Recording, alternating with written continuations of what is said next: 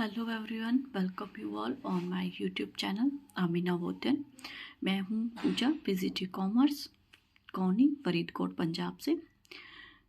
तो जी मेरी वीडियोस पे काफ़ी दिनों से कुछ क्वेश्चंस आ रहे हैं, कुछ क्वेरीज आ रही हैं वेटिंग लिस्ट को लेकर। वेटिंग लिस्ट कब आएगी, कितनी वेटिंग लिस्ट आएंगी, क्या 1 साल तक वेटिंग लिस्ट आती रहेंगी। तो इस टाइप के क्वेश्चंस बहुत ज़्यादा आ रहे हैं। और एक सर थे, उनका क्वेश्चन था कि उनका ओबीसी में शायद 8th रैंक है, तो क्या उनका सिलेक्शन पॉसिबल है। तो ये वीडियोस मैं इन्हीं सारे क्वेश्चंस का आंसर देने के लिए बना रही हूँ। तो पहली बात करते हैं वेटिंग लिस्ट की। कि देखिए, हमें जो लास्ट वेटिंग लिस्ट मिली थी वो तकरीबन लास्ट ऑफ दिसंबर में मिली थी, और मेरे ख्याल से जनवरी में हमें कोई वेटिंग लिस्ट अपॉइंटमेंट देखने को नहीं मिली है। तो अब क्या है कि देखो क्या हुआ था कि अभी चल रहे थे जो ट्रांसफ़र पोर्टल भरे जा रहे हैं वो। तो इन ट्रांसफ़र प्रोसेस के थ्रू जितनी भी हमारी जो लिस्ट थी, जितनी भी हमारी वैकेंसीज थी, उनको फ्रीज़ कर दिया गया था कि किसी भी न्यू अपॉइंटमेंट के थ्रू इनको नहीं भरा जाएगा। जो एग्जिस्टिंग एम्प्लॉयज़ हैं, पहले उनका ट्रांसफ़र पोर्टल कंप्लीट किया जाएगा कि किसको कहाँ भेजना है। उसके बाद जो हमारी वैकेंट पोस्ट रहेंगी उनके बाद ही जो भी वेटिंग लिस्ट से भरा जाएगा। तो जी पहली बात तो ये है कि अभी जब तक ट्रांसफ़र प्रोसेस कंप्लीट नहीं हो जाती, क्योंकि अभी कंटिन्यू में चल ही रही है, प्रोसेस अभी कंप्लीट नहीं हुई है। ये लगा लो आप मार्च मिड या फिर तकरीबन मार्च निकल ही जाएगा इसी प्रोसेस में। तो अप्रैल में मोस्ट प्रोबेबली है कि हमें कोई वेटिंग अपॉइंटमेंट देखने को मिल जाए। ठीक है जी।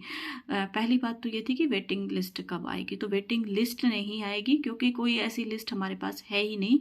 वेटिंग जैसे मैंने आपको पहले अपनी वीडियो में बताया था कि एक कम्युनिटिव मार्क्स की लिस्ट हमारे पास ऑलरेडी आ चुकी है। सबको पता है कि आपका कौन सा नंबर है। तो उसके बाद अब जो हेडक्वार्टर है उससे डायरेक्ट अपॉइंटमेंट लेटर इशू किए जा रहे हैं।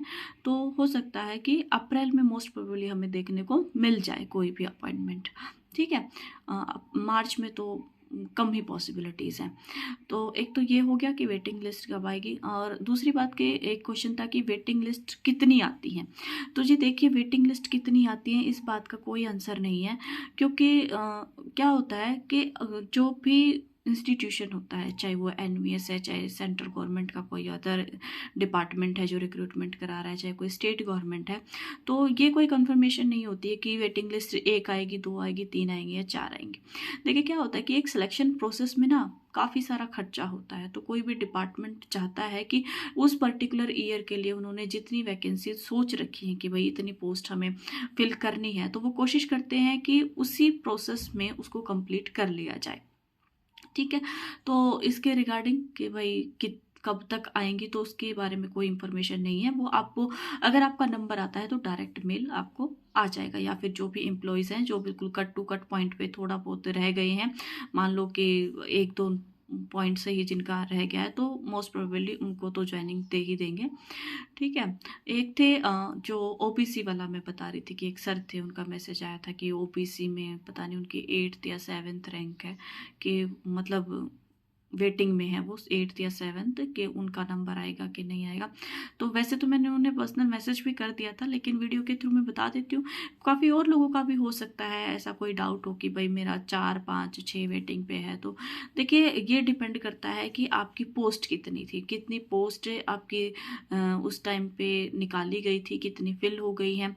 क्योंकि कई बार क्या होता है कि कुछ हमारे जो कैंडिडेट्स होते हैं वो ऐसे होते हैं कि सम अदर रीजंस, कोई भी रीज़न हो सकते हैं उनके, वो अपॉइंटमेंट आने के बाद भी ज्वाइन नहीं करते हैं। ठीक है। तो फिर उनको रिमाइंडर भेजे जाते हैं कि भाई अभी आपने ज्वाइन नहीं किया है, तो 15 दिन का, 20 दिन का, 1 महीने का, ऐसे रिमाइंडर उनको दो जाते हैं। तो जब तक वो प्रोसेस पूरी नहीं हो जाती, वो किसी और को नहीं दे सकते। दूसरा, जैसे मान लो किसी कैंडिडेट का किसी दूसरे जगह पर हो जाता है, लाइक किसी का ईएमआरएस में हो गया है, तो वहाँ पर उन्होंने ज्वाइन कर लिया, लेकिन यहाँ वाली ज्वाइनिंग का उन्होंने आंसर नहीं दिया है, तो वो भी लटका पड़ा है। तो इस तरीके से भी वो पोस्ट किसी के और को नहीं दी जा सकती। दूसरा कि भाई कुछ लोग रिज़ाइन कर जाते हैं, ठीक है। पहले उन्होंने एनवीएस में ज्वाइन किया, फिर उसके बाद मान लो उनका किसी और इंस्टीट्यूशन में हो गया, केवीएस में हो गया, DSSB में हो गया, तो वो रिज़ाइन करके चले जाते हैं। लेकिन वो प्रोसेस जो होती है वो इसी साल में होती है, तो उस जगह उस पोस्ट पे भी जो है अपॉइंटमेंट मिलती है।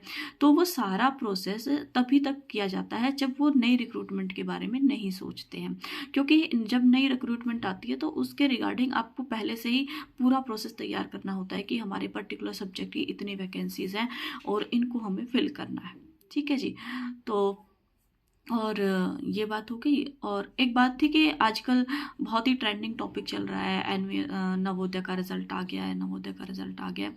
6th क्लास के रिगार्डिंग में बात कर रही हूँ। तो देखिए, अभी एंट्रेंस टेस्ट का रिजल्ट नहीं आया है, तो अगर कोई आपको ये बोल रहा है कि रिजल्ट आ गया है, लिस्ट आ गई है, कट ऑफ आ गई है, तो वो सब रूमर्स हैं। ऐसा कुछ भी नहीं है। रिजल्ट आपका मोस्ट प्रोबेबली अप्रैल के बाद ही आएगा, क्योंकि ऐसा नहीं है कि एक बच्चे का रिजल्ट देना होता है। ऑल ओवर इंडिया में आपके एग्ज़ाम हुए हैं, तो सबका रिजल्ट साथ ही निकलेगा। तो अगर कोई आपको ऐसे वीडियोस आ रही हैं यूट्यूब पे, आप चेक कर रहे हो बार बार, तो यूट्यूब पे वीडियोस तो आपको मिलेंगी, ठीक है, रिजल्ट के रिगार्डिंग वीडियोस तो मिलेंगी आपको, लेकिन रिजल्ट नहीं मिलेगा। मैं ये बात कह रही हूँ, वीडियोस मिलेंगी लेकिन रिजल्ट नहीं मिलेगा, क्योंकि रिजल्ट अभी आया ही नहीं है, तो रिजल्ट कहाँ से मिलेगा आपको, ठीक है। तो ऐसे बार बार अपना टाइम वेस्ट ना करें। जब रिजल्ट आएगा तो एनवीएस की जो ऑफिशियल साइट है उस पर वो डिक्लेयर किया जाएगा। तो कोई भी वीडियोस चेक करने से पहले आप एक बार ऑफिशियल साइट को ज़रूर विजिट कीजिएगा, ताकि आपको पता चल जाएगा कि वो ओरिजिनल है या नहीं है, ठीक है। अभी तो रिज़ल्ट की कोई पॉसिबिलिटी नहीं है, ना कोई अभी बात चल रही है। मोस्ट प्रोबेबली अप्रैल के बाद ही रिज़ल्ट आपको देखने को मिलेगा। तो जी, ये 2-4 बातें थी आपको बताने के लिए। ऐसे इंफॉर्मेटिव न्यूज़ से जुड़े रहने के लिए मेरे चैनल को सब्सक्राइब कीजिएगा। अगर मेरी दी हुई जानकारी आपको अच्छी लगती है तो लाइक कीजिएगा और दूसरों के साथ भी शेयर कीजिएगा, ताकि उन तक भी हमारी जो इंफॉर्मेटिव न्यूज़ है वो पहुंचती रहे। क्योंकि कई बार क्या होता है कि लोगों को या तो गलत इन्फॉर्मेशन होती है या फिर इन्फॉर्मेशन होती ही नहीं है, और वो पता नहीं किस अजीब सी टेंशन में, बेचैनी में रहते हैं कि ये होगा वो होगा। तो सही इन्फॉर्मेशन सही टाइम पर आए तभी अच्छी बात है। बिना बात के अब मैं वीडियोस बना के डालती रहूँ ये होगा वो होगा, तो उसका कोई फ़ायदा नहीं है। जब आपके पास कोई ऑथेंटिक इन्फॉर्मेशन होती है किसी चीज़ के रिगार्डिंग, तो तभी आपको वो इन्फॉर्मेशन आगे प्रोसीड करनी चाहिए, मेरा ये मानना है, ठीक है। तो जो अभी मेरे पास इन्फॉर्मेशन थी वो मैंने आप लोगों को प्रोवाइड करा दी है। तो आगे भी ऐसे इन्फॉर्मेशन जानने के लिए मेरे चैनल को सब्सक्राइब ज़रूर कीजिएगा, लाइक कीजिएगा और दूसरों के साथ भी शेयर कीजिएगा। Thank you so much.